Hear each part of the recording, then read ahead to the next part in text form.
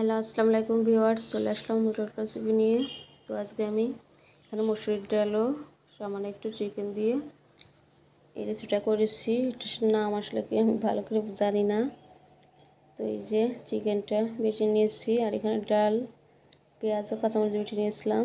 এখন দিয়ে দিচ্ছি এর মধ্যে লবণ, হলুদ ও সামান্য গরম মশলার গুঁড়া। তো এটা দিয়ে ভালো করে মেখে নেব। আর কাঁচা মশলাটা কাঁচামরিচ, পেঁয়াজ, রসুন, জিরা বেটে নিয়েছি। এখন এটা হয়ে গেছে মাখানো। এখন কড়াই দিয়ে দিয়েছি চুলাইতে। তো কড়াইতে আমি এরকম সাইজ করে দিয়ে ভেজে নিব। তো এই যে সবগুলো দিয়ে দিয়েছি, এই যে উল্টে দিয়েছি, এভাবে সবগুলো ভেজে আমি তুলে নিয়েছি। এগুলো অনেক সুন্দর হয়েছে দেখতে। এখন আর একটা কড়াইতে আমি পরিমাণ মতো তেল দিয়ে দেব। তো তেল দিয়ে আমি দিয়ে দিচ্ছি কিছুটা পেঁয়াজ কাটা। তো এটা একটু ভাজবো। আর এর মধ্যে দিয়ে দেবো এখন লবণ, তারপরে দিয়ে দেবো হলুদ। এগুলো দিয়ে একটু মিশিয়ে নিলাম। এখন দিয়ে দিচ্ছি ধনিয়ার গুঁড়া। একটু পানি দিয়ে দিচ্ছি যাতে মশলাটা পুড়ে না যায়। তো এখন এর মধ্যে আমি দিয়ে দেবো মরিচের গুঁড়া।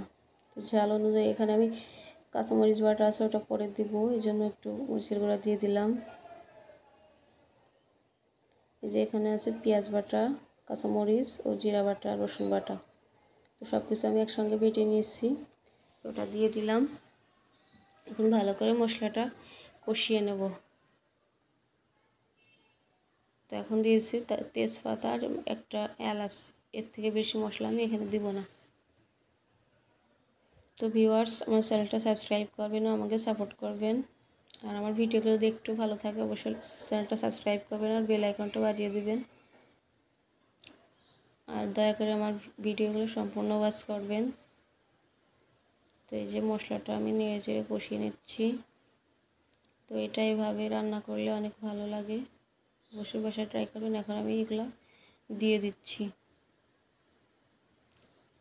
তো এগুলো দিয়ে আমি ভালো করে নেড়ে চেড়ে মিশিয়ে নেব।